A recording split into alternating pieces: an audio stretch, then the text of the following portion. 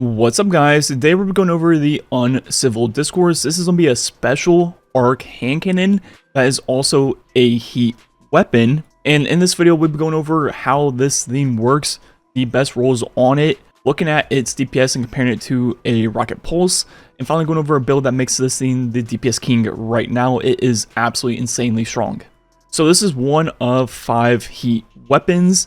And I went over how the mechanics work for heat weapons in a previous video, but quickly recapping, with this being a heat weapon and a special, you do have a finite amount of ammo, that being 44.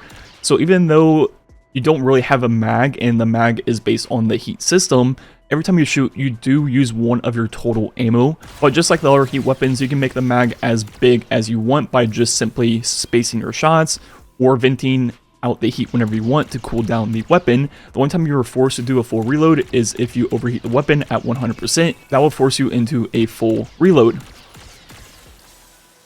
So there's a few things you need to know about how this works. First being heat generated. The higher that is, that means the lower your base mag will be. So if I spam my shots, I can only shoot off 10. I can lower the amount of heat generated through the batteries and the weapon mods all the way down to 110, and I'll make it so my mag is effectively higher at 13. And then vent speed is just reload speed, but with this being a special weapon, one of my favorite aspects of the heat weapons is the fact that you can treat them like they all have auto loading or something like reconstruction, and just let it cool down over time by stowing the weapon and never actually reloading. And you can make this effect even faster with another stat on the weapon, cooldown efficiency. And the higher this number is, the faster that auto loading will happen.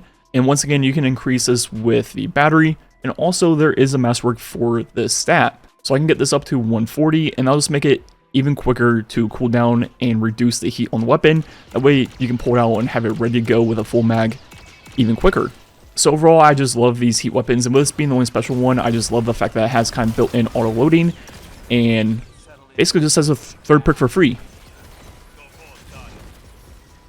So moving on to the perks and the got roll on this weapon. So starting off, we have a bunch of reload perks. We have Outlaw, and we have Keep Away, or the new one, Balloon Bobbles, which would be the way I would go. That would reduce 50 heat instantly when we pick up an orb or elemental pickup. Or you can go the route of Air Trigger, which will greatly increase the ammo generation on this weapon and be by far the quickest reload speed when you're airborne. But for me, like I mentioned, I think one of the coolest aspects of this being a heat weapon is the fact that you don't actually have to ever reload if you don't want to, and that's like a great way to use special weapons. I just use the full mag, stow it, and it'll be ready to go when you need it next. So instead of the route I'm going to be going is going to be Lone Wolf or Quick Draw, just for the ability to pull the weapon out faster and stow it. In between those two, I'm going with Lone Wolf just for the increased aim assist and the quicker ADS. I think you can't go wrong with Air Trigger, Lone Wolf, or Quick Draw. Just one of those 3 are going to be really good. Then in the right column, what can we pair with that? Well, first off, we have 2 more utility type perks that I think are going to be pretty good.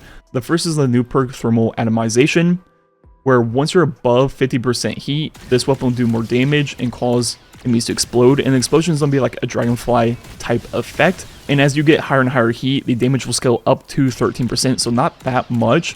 But with the way the heat can cool on this weapon, if you have high cooling efficiency, as long as you just don't spam your shots, you can maintain above 50% while just like shooting once every second, and just always have that perk and the explosion, so that could be pretty cool. Another utility perk will be Jolting Feedback to apply Jolt. It takes 7 shots without Amplified, then with Amplified it goes down to 5, which isn't too bad, but as a Warlock player, I think I just have Jolt on pretty much all my builds. So not something that I'm looking for myself, but if you're on different characters, different builds, that could be pretty good. Then you have all the damage perks, first being Frenzy, the lowest at 15%, but also reload speed.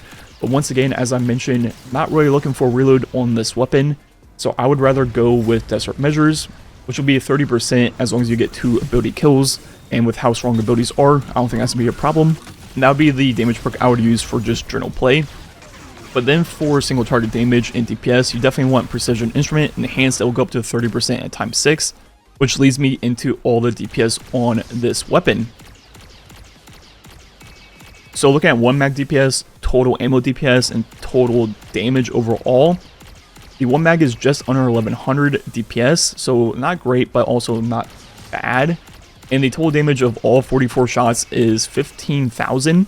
And just comparing that to a Rocket Pulse, the mint with Elemental Honing ×5, the Rocket Pulses are still probably the best overall DPS and total damage for a special for Legendary, with Rewind rounds still doing over 1500 DPS and over 21,000 total damage.